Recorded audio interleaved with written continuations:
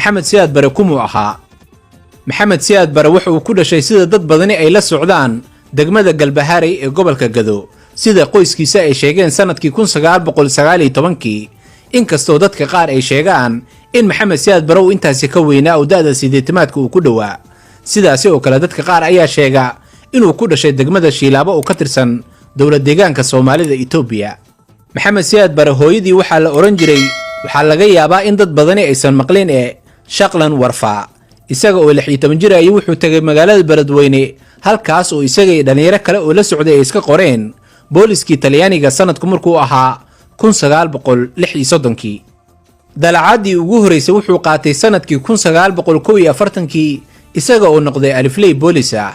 3 sano kadib waxaa loo diray magaalada Nairobi, halkaas uu tababar u tagay dugsi booliska lahaa oo magaciisu ahaa Jim School. sanadihii kontomaadkiina wuxuu tababar kale u tagay dugsi kale oo booliska ay lahaayeen, midkaas uu ku yiilay dalka Talyaaniga. sanadihii 60maadkiina wuxuu ku biiray ciidamada qalabka sida isaga oo ka baxay booliska. markii dalka Soomaalida oo gobonimadiisa qaatayna wuxuu noqday ku-xigaha taliyaha ciidamada, isaga oo ku xigay General Daawud. General Daawud markii uu geeriyoodeena isaga ayaa noqday taliyaha ciidamada qalabka sida ee dalka Soomaalida. 1969 Oktoobar 21 ciidamada qalabka sida ayaa waxay la wareegeen xukunkii dalka dhowr cisho kadib markii madaxweynihii dalka Dr. Cabdirashiid Cali Sharmaake lagu dilay magaalada Laascaanood, markaas oo maxamed siyaad bare uu gudoomiye u ahaa saraakiishii afgambiga dhigay ee riday dowladii rayidka ahayd ee uu ra'iisul wasaaraha ka ahaa Maxamed Xaaji Ibraahim Cigaal. wuxuu dadka reediyowga kala hadlay Oktoobar 24 1969 dhowr cisho kadib markii ciidamada xukunka ay la wareegeen. khudbadiisii ugu horeysay codkiisa ma hayne wuxuu ku yiri, waxaan awoodda dalka kula wareegnay magaca dadka Soomaaliyeed iyo magaca dalkooda ay jecel yihiin. waxaan ka codsanayaa Soomaali oo dhan inay u soo baxaan oo ay dhisaan ummadooda kana dhigaan ummad adag, wax alaalana wixii awooddooda ay isticmaalaan haddii ay ahaan lahayd hantidooda iyo maskaxdooda si ay dalkooda u dhisaan oo si waliba isaga ilaaliyaan inay baryootamaan. 21 sano ee maxamed siyaad bare uu xukumayay dalka, Soomaalidu waxay soo mareen marxalado kala duwan oo qaarkood aad u adkaayeen. waxaa ka mid ahaa abaartii dabadheer ee sanadkii 1974 oo dad badani ay ku dhinteen. inkastoo dowladda barigaasi ay howl weyn qabatay, waxaase dhibaatooyinkaasi ugu weynaa dagaalkii ogaadeen ee qarxay dabayaaqadii sanadkii 1977 socdayna ilaa iyo bilowgii sanadkii 78. ujeeddadiisana ay ahayd in lagu xureeyo dhulkii loo yiqiin Soomaali galbeed.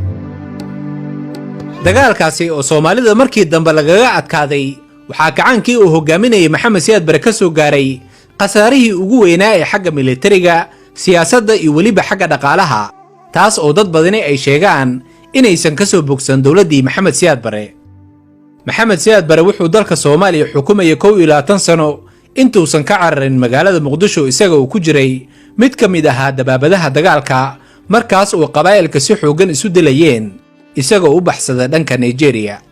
markii uu maxamed siyaad bare tagay magaalada Lagos ee dalkaasi Nigeria sanadkii 1992 ay dowladda Nigeria waxay sheegtay in maxamed siyaad bare ay siiyeen magangalyo siyaasadeed oo ku meel gaar ah iyagoo u cuskaday xuquuqda aadanaha. koox ka mid ah kooxaha u dooda xuquuqda aadanaha ee dalkaasi Nigeria ayaa go'aankaasi ku eedeeyay inuu yahay mid haybadda qaranka hawada ku daraya, waxayna ku baaqeen in maxamed siyaad bare dalka laga saaro. maxamed siyaad bare markii arrinta halkaasi marayso waa uu gaabsaday, isaga oo aanan cidna waraysi siin. maxamed siyaad wuxuu magaalada Lagos ka deganaa aagaga aadka u quruxda badan ee dadka tujaarta ahi degan yihiin, laguna magacaabo jasiiradda Ikoyi. wuxuu in muddo ah ku xanuunsanaa dalka Nigeria, wuxuuna ku geeriyooday isbitaal ku yaala magaalada Lagos isaga oo qabay cudurka sokorta ama kaadi macaanka. waxyaabaha lagu xasuusto maxamed siyaad bare ee dhanka wanaagga waxaa ka mid ahaa inuu ahaa ninkii soo rogay in farta Laatiinka lagu qoro afka Soomaaliga si kor loogu qaado dadka wax aqrin karaya waxna qori karaya. sidaasi oo kale waxaa lagu xasuustaa in jidadka iyo gudaafadaha uu ka aruuriyay carruurta dibadjiifka ah ee aan wax daryeel haysan. sidaasi oo kale wuxuu wax weyn ka qabtay dhanka caafimaadka, dhismaha jidadka, horumarinta dhaqaalaha, waxbarashada, caafimaadka iyo biyaha.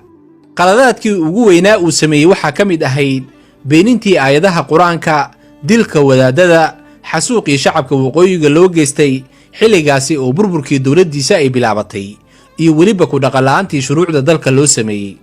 khudbadiisii ugu dambaysay ee rediyo muqdisho laga baahiyey wuxuu kula hadlay shacabka reer muqdisho si aysan ugu qayb qaadan biliqadii ka socotay caasimadda. nin laban oo ama ajnabi jooga ama dalkaba jooga inuu dadka masaakiinta ku laayo xabad maaha suu dhiibo.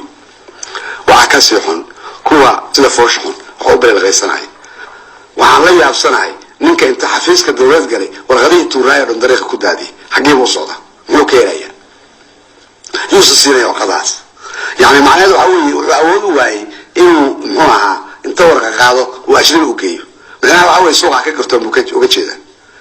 waxaa ka sii xun dadka masaakiinta ah oo inta xabadii lagu weerariyey iyo boobkii iyo wixii sii qaxaya oo gaajada ula qaxaya oo jidka daadsan mee dhaba loo furay oo xabar laga baxa waxaa daadsan dad masaakiin oo sii kuuraya. waxa aan leenahay war dadka guryahooda u daaya hariine ka daaya xabada iyo qaylada iyo boobka iyo qurun waxa ka foosho ka daaya.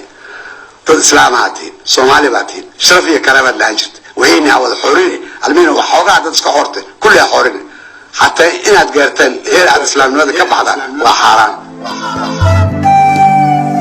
برنامج كان حسوس تمانته وكلا وحن كوسو قادني جريدي مانته وكلا لبضة جنا يكون سجال بقول سجاش نشنتي كتمد جال محمد سياد بريكون جريودي دلك نيجيريا جارهان ليغوس يسقوا دجنا مجال حبيت كإيكوي وحلو باهي إن عقلي يلتان وأذكرتان إلهي عقلي وحنوسي يمسكعه إنه كفكرنه وإلهي نوسي قلبي وحنوسي إن أكون حريصنه وحين حريص من إن حريصينه وعن لنا هاي ضدكاس مساكينته أو يجو عن عربي كريم أو عرورته أو ضيالك أو حبرها أو هوينك أنت عدنا سكتاي يجنا وحلو باهي إن أنت إيمانك غلان إلهي سبحانه وتعالى قف كيدي من هي ملوك بحثنا متشو إن قولي وتشوجان أنا كعربي